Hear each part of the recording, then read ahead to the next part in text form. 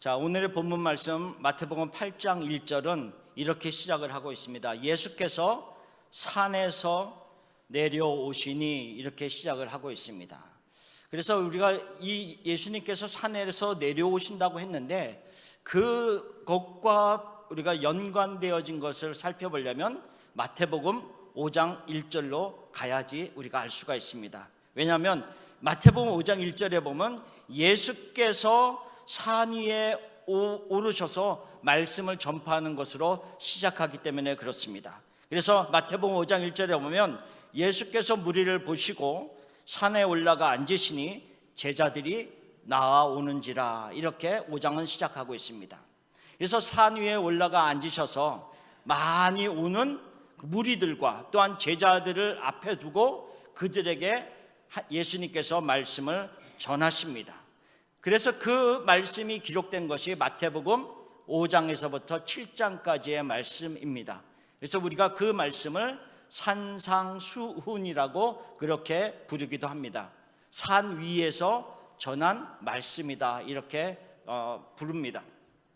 또 그 말씀이 너무나도 보배롭고 귀한 말씀이기 때문에 때로는 산상보훈이다, 이렇게 우리가 마태복음 5장에서부터 7장까지를 그렇게 부르기도 합니다. 영국의 탁월한 설교가이고 목회자였던 캠벨 몰간 목사님은 이 산상수훈 말씀을 가지고 뭐라고 말씀하셨냐면 왕중왕의 대선언서다. 그러니까 예수님께서 왕중왕이신데 그분의 대선언서다, 이렇게 말할 정도로 이 마태복음 5장에서 7장까지의 산상수훈은 주옥과 같은 너무나도 귀한 말씀들이 그곳에 쭉 기록하고 있습니다. 그 말씀을 들은 많은 사람들이 너무 놀라워했다라고 그 산상수훈의 마지막 7장 끝에 보면 그렇게 기록되어 있습니다. 그래서 예수님께서 말씀을 마치심에 라고 했을 때 그 사람들이 그 말씀을 듣고 그의 가르치심에 놀라워했다, 이렇게 얘기합니다. 왜냐하면 보통 서기관들이 말씀을 가르쳤는데 그 서기관들이 말씀을 가르친 것과는 비교할 수 없을 능력적인 권위 있는 자의 말씀이었기 때문에 그들이 놀라워했다, 이렇게 얘기하고 있습니다. 그리고 나서 오늘 우리가 읽은 본문 8장이 시작하고 있습니다. 그리고 나서 8장에 보면 예수님께서 산에서 내려오시니 예수님이 혼자 내려오시는 것이 아니라 그 다음에 뭐라 그랬어요? 수많은 무리가 따르더라, 이렇게 얘기하셨습니다. 왜? 그 놀라운 말씀, 권위 있는 말씀, 능력의 말씀을 그들이 듣고 나서 너무나도 그들의 마음이 흥분이 됐겠죠. 기뻤겠죠. 와, 이런 말씀을 전하는 자는 도대체 누구인가? 여러 가지 반응이 있었을 겁니다. 그리고 그들이 그 말씀을 듣고 예수님을 따르면서 수많은 무리와 함께 예수님이 산에서 내려오시는 겁니다. 이곳의 지역은 지금 갈릴리 북쪽에 있는 가버나움 그 근처에 어떤 언덕과 같은 산이었을 것입니다. 지금 이 말씀이 갈릴리 북쪽에서 이루어지는 말씀이기 때문에 그렇습니다. 그 갈릴리 언덕의 한 곳에서 내려오시는 어느 지점에서 이 나병 환자가 예수님에게 다가온 것입니다.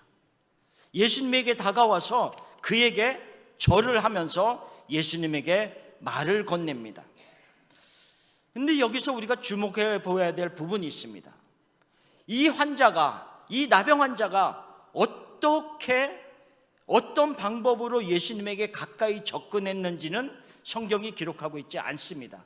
그러나 중요한 것은 가까이 다가온 이 나병 환자의 말에 예수님이 귀를 기울이고 있다는 것입니다.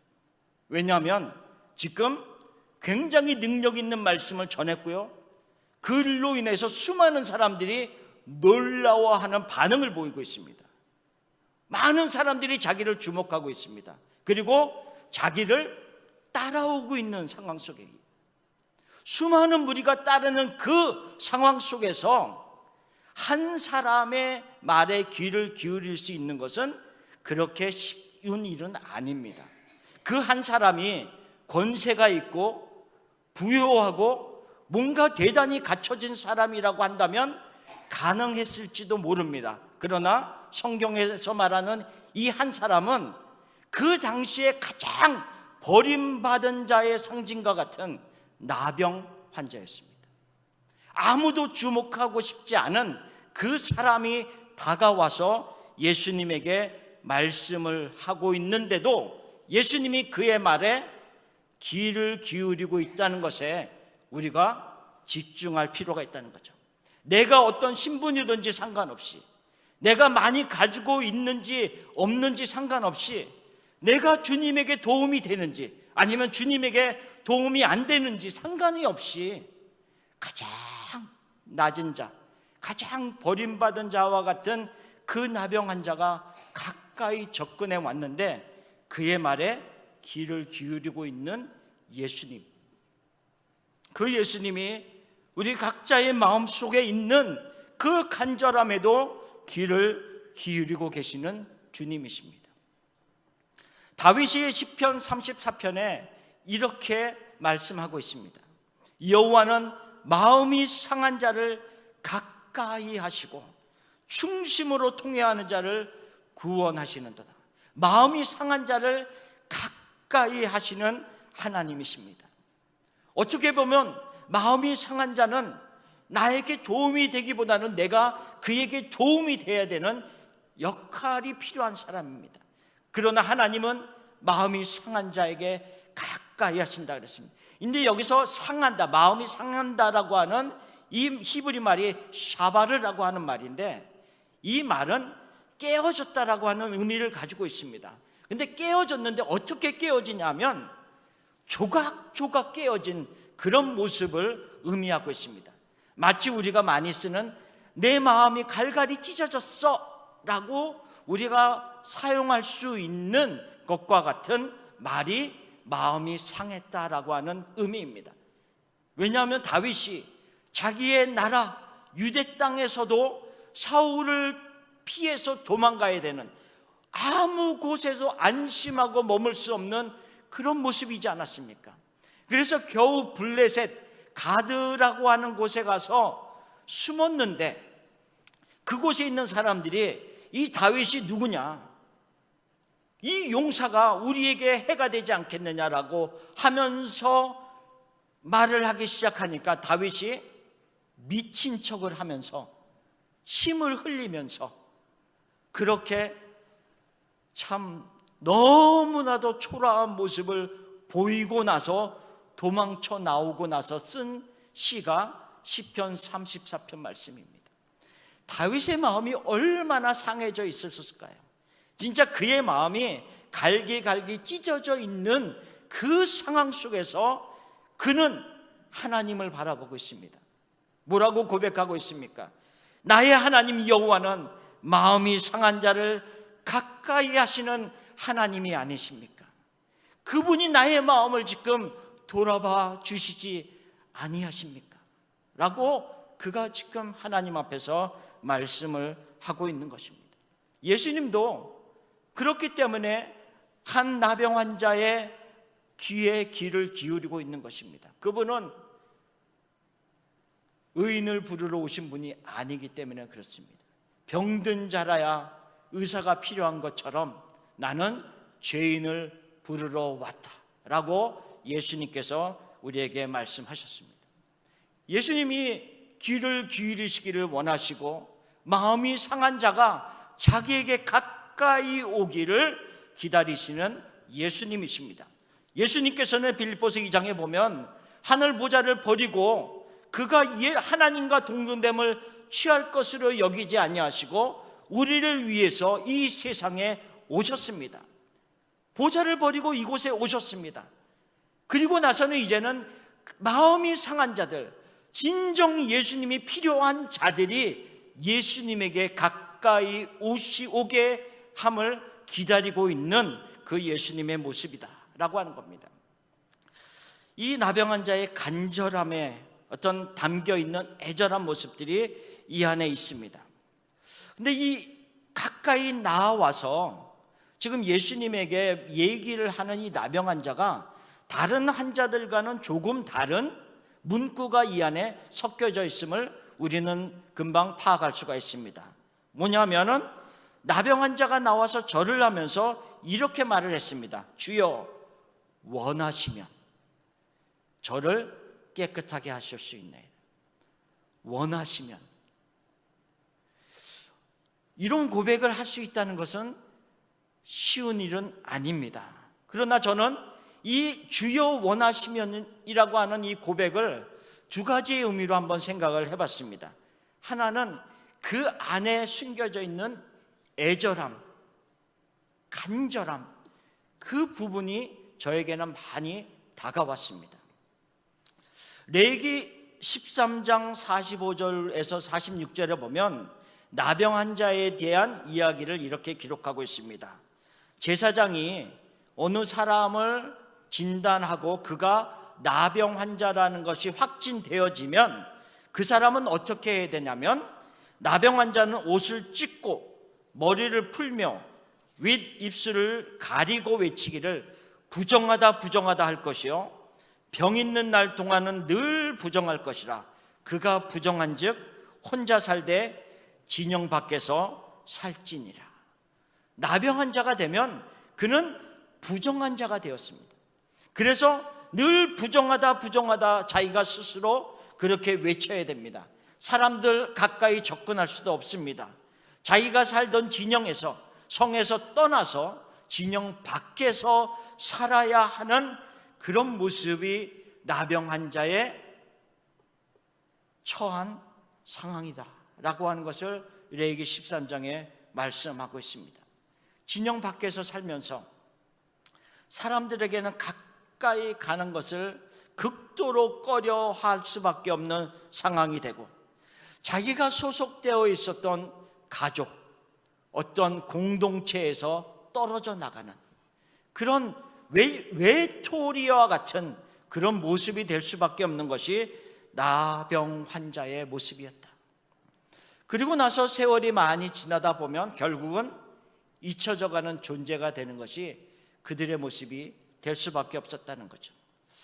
저는 이렇게 비유를 들어서 혹시라도 죄송할지 모르겠지만 현대적으로 생각해보면 이런 생각을 해봤습니다. 어느 한 사람이 암에 걸렸는데 그 암으로 걸려서 너무 고통스러운데 그 옆에 있던 가족이 같이 지지해주고 기도해주고 함께 해주는 것이 아니라 그 암에 걸린 것 때문에 버림을 받아서 가족과 같이 살지도 못하고 저 한 구석 어느 곳에 살면서 혼자 외로이 살고 있는 모습이다라고 한번 생각을 해보자는 거죠. 현대적으로. 그러면 제가 그분을 만났을 때 그분이 암에 걸린 것도 너무 마음이 아프지만 그분이 처한 그 상황이 더 합쳐져서 더 마음이 아플 수밖에 없는 그런 상황이 될 수밖에 없다라는 생각을 해봅니다. 나병 환자가 그런 모습이었다는 거죠. 더 심한 모습이었다는 거죠. 병으로 인해서 너무 고통스러웠지만 그것뿐 아니라 완전히 공동체에서 떨어져 나가서 잊혀진 존재로밖에 살 수 없는 그 위치가 이 사람을 너무너무 힘들게 한다는 거죠.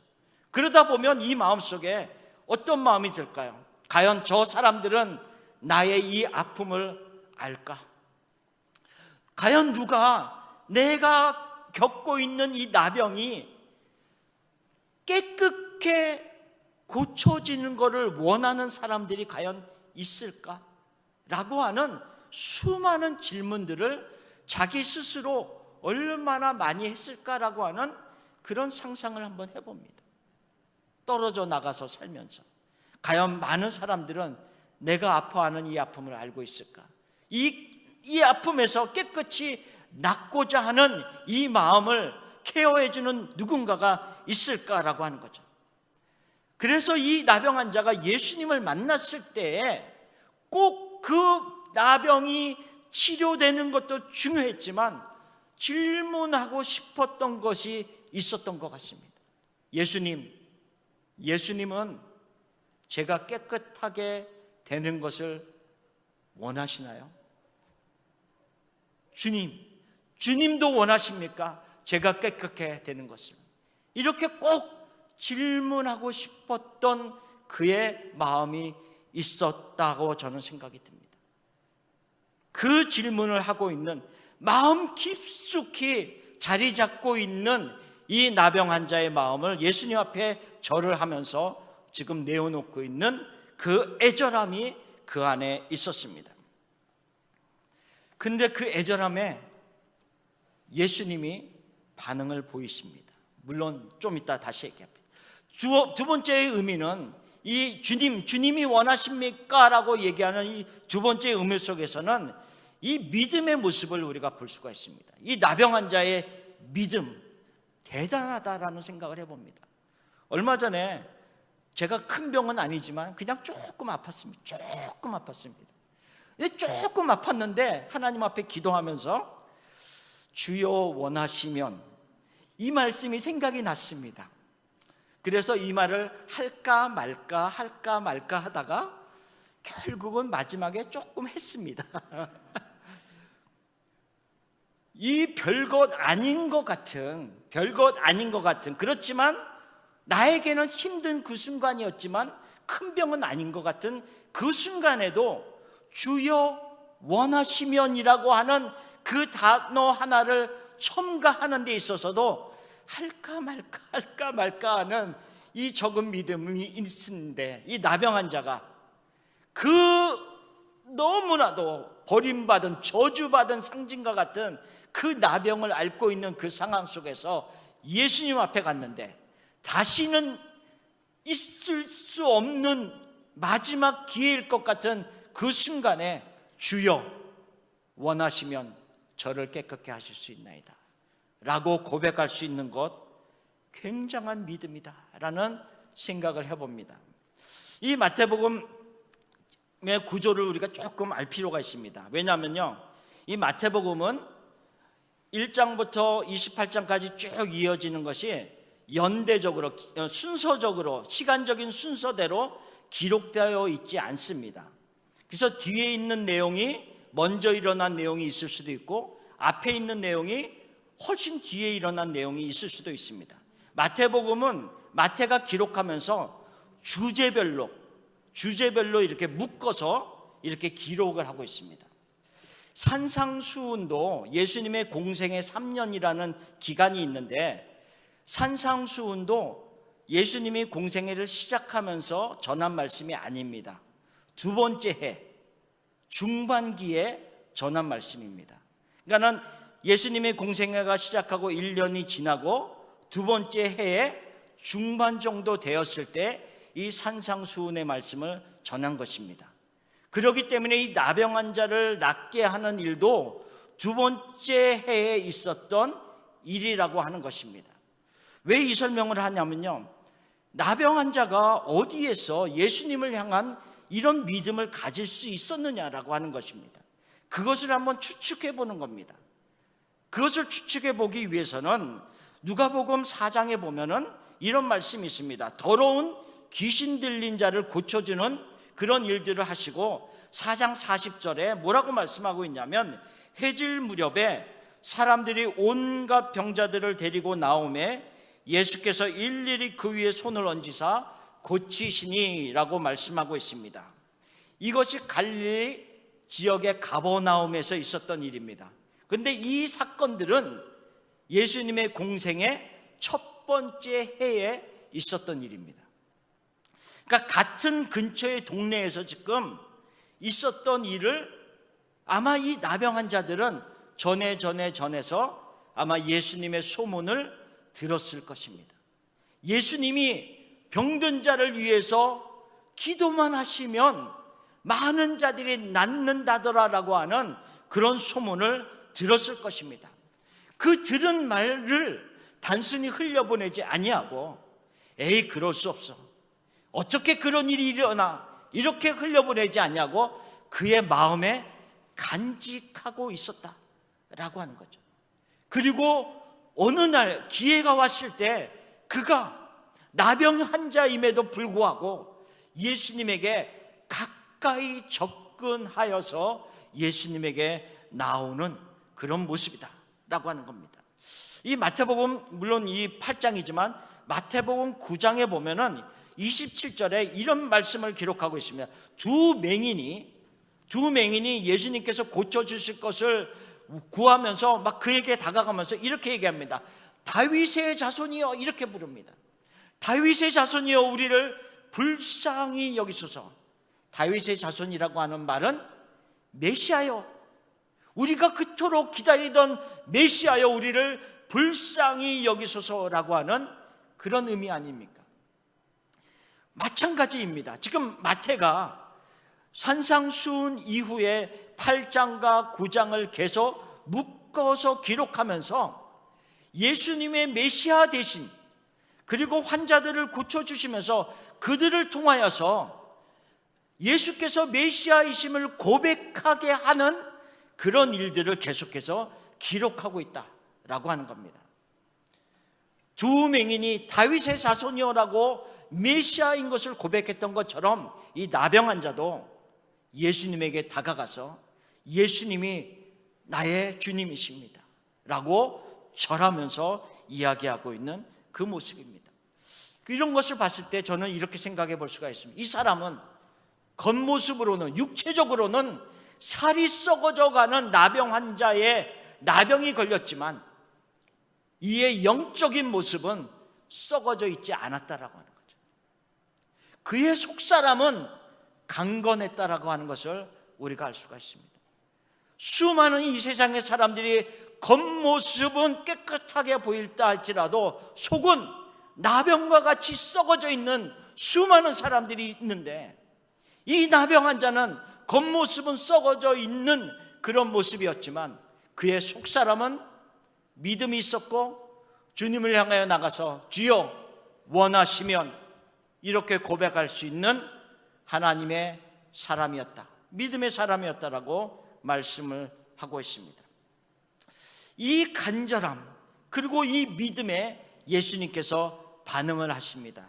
반응을 하시면서 8장 3절에 보면 이렇게 말씀하고 있습니다.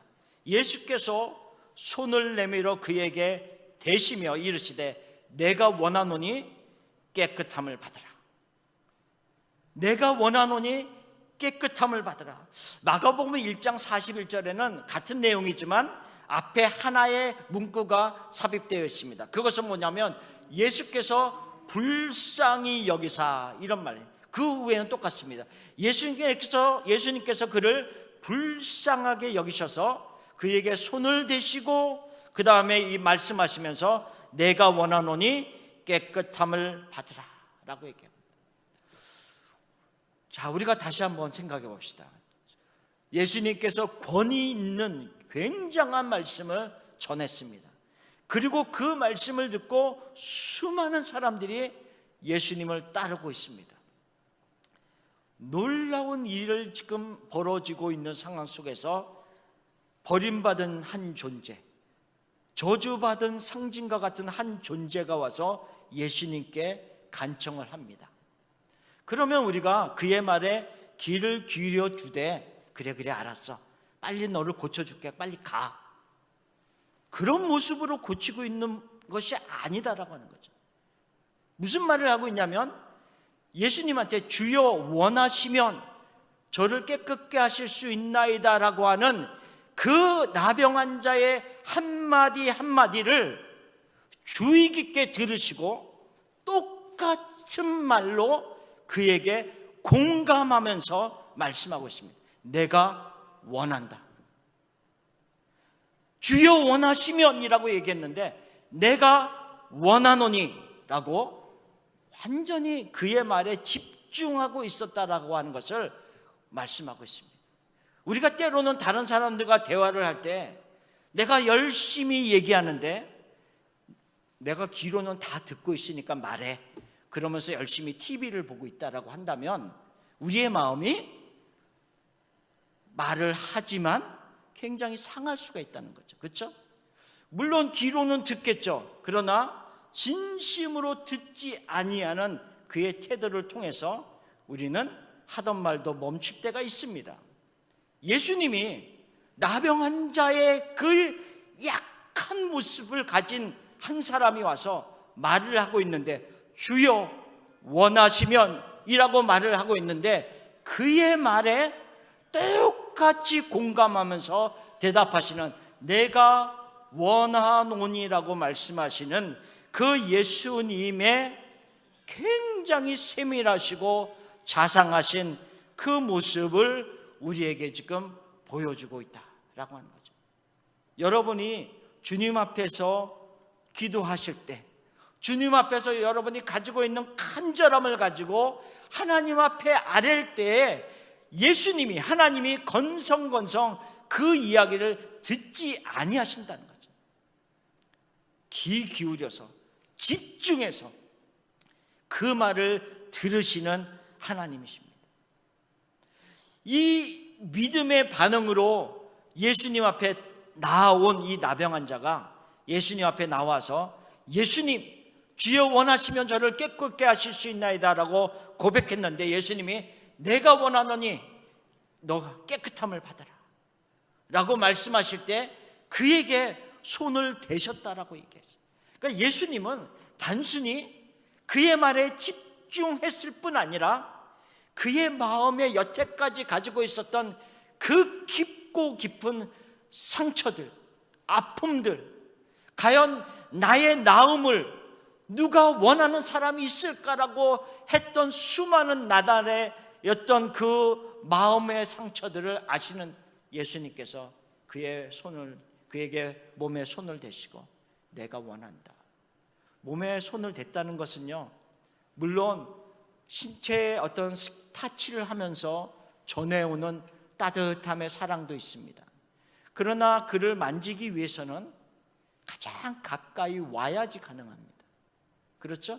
가장 가까이 와야지 그를 만질 수 있지 않습니까? 보통 나병 환자들은 가까이 나오려고 하면 사람들이 그를 어떻게 했습니까? 뭐 심하면 돌을 던지기도 하고요, 쫓아내기도 하고, 별의별 방법을 통해서 나에게서 멀어지게 만들려고 하는 것이 나병 환자가 처한 환경이었는데, 이 예수님은 그 다른 사람들과는 전혀 다르게 가장 가까이 오셔서 나에게 손을 대시고 나도 너와 같이 똑같이 원한다 라고 말씀하시는 그 예수님이십니다. 오늘 우리에게 주님께서 말씀하십니다. 하나님, 내가 가지고 있는 이 기도 제목 주님도 원하세요? 이것이 해결되는 것이 주님도 원하세요? 우리 이렇게 어떤 때는 너무 그 문제들이 풀어지지 아니하여서, 해결되지 아니하여서 너무 오랜 기간 동안 기도했음에도 불구하고 계속 그 제자리에 머물러 있는 것과 같은 그 상태에서 하나님 앞에 이런 질문들을 해볼 때가 있어요. 하나님, 이 문제가 해결되는 것이 주님도 원하세요? 나는 원하지만 주님도 원하세요? 이런 질문들을 해볼 때가 있습니다. 그렇게 간절함으로 나와서 주님 앞에 기도할 때 주님이 우리에게 말씀하십니다. 나병 환자에게 말했던 것과 같이 나도 원한다 라고 말씀하십니다. 여러분이 가지고 있는 어떤 문제들이 진정 주님 앞에 나와서 간절히 내어놓을 때 해결되시기를 간절히 원합니다. 하나님이 나도 원한다, 깨끗함을 받아라 라고 하는 그 음성을 듣기를 원합니다. 구약의 제사장들은 나병 들린 사람들, 피부병이 가진 사람들이 오면 그들을 진단하고 나병이 걸렸는지 안 걸렸는지를 진단하고 확진하고 결정하는 것이 끝이었습니다. 그러나 대제사장인 예수님, 우리에게 이 땅에 오신 그 예수님은 그 나병을 진단하고 확진하고 결정하는 것에서 끝나는 분이 아니라 고쳐주시는 분이시다, 치유하시는 예수님이시다라고 하는 것을 말씀하고 있는 겁니다. 즉 그분은 메시아다, 너희가 그토록 기다리고 기다리던 예수 그리스도이시다라고 하는 것을 지금 마태가 이 말씀을 기록하면서 우리에게 전하고 싶고, 하나님이 마태를 통하여서 우리에게 전하고 싶은 내용이다라고 하는 겁니다. 그래서 마태복음 11장에 보면 세례요한이 제자들을 보내어서 예수님에게 이런 질문을 하게 합니다. 오실 그이가, 예수님이, 메시아가 당신입니까? 아니면 우리가 다른 사람을 기다려야 합니까? 이런 질문을 하게 합니다. 그럴 때 예수님께서 이렇게 대답하셨습니다. 마태복음 11장 4절에 보면 예수께서 대답하여 이르시되 너희가 가서 듣고 보는 것을 요한에게 알리되 맹인이 보며 못 걷는 사람이 걸으며 나병한 자가 깨끗함을 받으며 못 듣는 자가 들으며 죽은 자가 살아나며 가난한 자에게 복음이 전파된다 하라. 즉 예수님이 뭐라고 대답하는 겁니까? 내가 메시아다 라고 하는 것을 말씀하고 있습니다. 우리에게 말씀하십니다. 내가 너의 주다, 그리스도다, 내가 너의 하나님이다, 이렇게 우리에게 말씀하고 있습니다. 자, 나병한 자는 그가 들린 나병으로 인해서 어떻게 보면요, 가장 저주받은 것과 같은 그 병 때문에 예수님에게 다가오게 되었습니다. 그 나병이 없었으면 아마 어느 한 곳에서 그냥 특별히 예수님에게 나오지 아니하고 지나갈 수도 있는 그런 사람으로 끝났을 수 있었습니다. 나병이 걸렸고요, 그 나병 때문에 고민하다가 예수님의 소문을 듣게 됐고요, 그리고 그것을 마음에 품게 되고 어느 날 예수님에게 가까이 나왔습니다. 가까이 나와서 그분을 직접 만나서 경험해 보니까 내가 귀로만 듣던 그 예수님의 그 모습 정도만이 아니었다는 거죠. 훨씬 더 크고 훨씬 따뜻하고 훨씬 놀라운 사랑을 가지신 예수님이라는 것을 가까이 나와서 더 경험하게 된 모습이었다라고 하는 것을 얘기하고 있습니다. 우리가 가지고 있는 어떤 문제들, 우리가 가지고 있는 어떤 아픔들이 그냥 내가 스스로 가지면서 아파하는 것에서 끝난다면 나의 상처이고 나의 쓴뿌리로 끝날 수밖에 없습니다. 그러나 그것 때문에 내가 몸소리치고 몸부림치고 하나님 앞에 나오는 계기가 된다면 그것으로 인하여서 내가 예수님의 더 크심과 예수님의 더 따뜻하심과 예수님이 더 큰 사랑으로 나를 품어주시는 그 직접적인 경험들을 하실 수 있을 것입니다. 그래서 욥이 그런 고백을 욥도 하지 않았습니까? 내가 주께 대하여 귀로만 들었사옵다오니 이제는 눈으로 주를 배웁나이다. 옛날에는 귀로만 들었는데 이제는 눈으로 내 삶을 통해서 경험으로 주를 볼 수 있게 되었습니다라고 하는 고백을 하고 있습니다. 예수님께서 그의 병을 즉시 고쳐주셨다라고 3절에 얘기했습니다. 그의 능력이, 예수님의 능력이 즉시 나타났다라고 얘기하고 있습니다. 예수님이 즉시 그를 고쳐주시고 나서 그냥 이제는 고침을 받았으니 살아라 라고 말씀하지 않으시고 그 당시에 제사장에게 가서 나병이 깨끗하게 낫다는 것을 입증하라라고 하면서 그를 돌려보냅니다. 그를 다시 전에와 같이 살던 공동체로 들여보내기 위해서 제사장의 입증이 필요했다는 거죠. 율법을, 하나님의 말씀이었던 율법을 결코 무시하거나 멸시하지 않았다라고 하는 것을 말씀하고 있습니다. 예수님께서 이루시고자 했던 것은 완벽한 회복이었습니다. 그러니까는 내 마음의 상처도 회복해 주시고요, 내 몸도 회복해 주시고 그것에서 끝나는 것이 아니라 다시 공동체로 돌아가서 그들과 함께 지낼 수 있는 완벽한 회복을 하나님은 예수님을 통해서, 예수님이 우리에게 이루어 주신다라고 하는 겁니다. 우리도 그와 같은 존재가 되기를 바랍니다. 이 일을 행하시는 예수님, 온전한 회복을 위해서 우리 가운데서 역사하시고 우리 각자 안에서 이루시는 그 예수님을 우리의 삶을 통해서 온전히 알아가게 되기를 원합니다. 알아가는 것, 예수님을 아는 것이 내가 가지고 있는 문제를 해결하는 출발점입니다.